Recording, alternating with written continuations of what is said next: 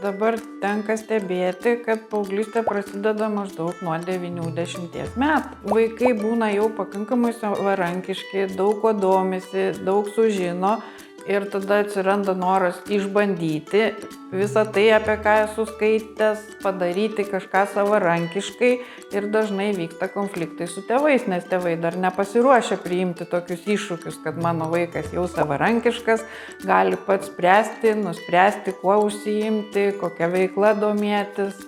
Tėvai dar įsivaizduoja, kad turi daugiau įtakos, negu iš tikrųjų yra savo vaikui. Paauglystė baigėsi tada, kai vaikas tampa savarankiškas, kai jis jau gali savarankiškai gyventi, studijuoti ar dirbti ir jau yra visai nepriklausomas nuo tėvų. Tai vėlgi čia nuo tėvų priklauso. Jeigu tėvai slopina tą savarankiškumą, daug ką už savo vaiką bando daryti, daug ką už jį nusprendžia, tai ir ilgina tą paauglystę. Kuo vaikas labiau priklausomas nuo tėvų, tuo jis vėliau tampa savarankiškas ir tuo vėliau suauga. Tėvai su paaugliu turėtų jau bendrauti kaip su suaugusiu žmogum.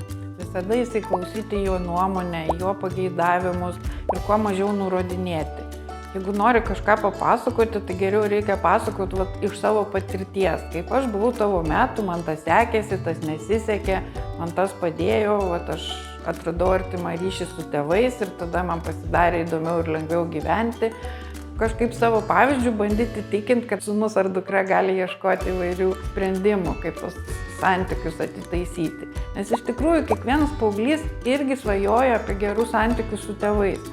Nors jis to ir neparodo, jis būna ir pasišiaušęs, atžagarus, grubus, kartais tranko durim, nenori bendrauti, nenori ateiti.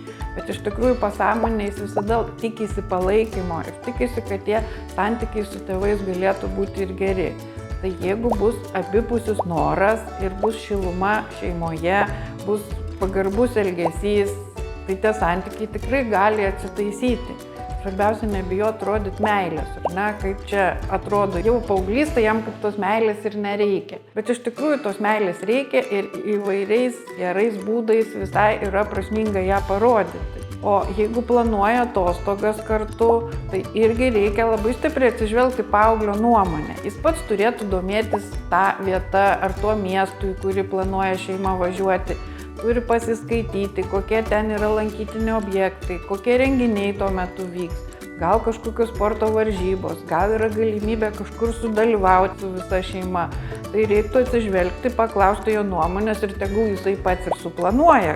Kokį vakarą ką veiksim, ką dienos metu veiksim, kur nueisim, ką pamatysim, galbūt rasim kažkokią tai įdomesnę vietą, kur visi kartu galėsim papietauti ar pavakarieniauti. Nes jeigu tėvai tik tai suorganizuoja kelionę ir pasako galutinį rezultatą, kas bus, paauglių skaudu, o kodėl į mano nuomonę neatsižvelgia, kodėl niekas nepaklausė, ko aš noriu. Tai dažnai vyksta po to konfliktai ir paauglys net atsisako važiuoti su šeima. Taip, atostogos su paaugliais gali būti labai smagios ir visai šeimai smagios, tik tai leiskit paaugliam patiem planuoti savo laiką atostogų metu.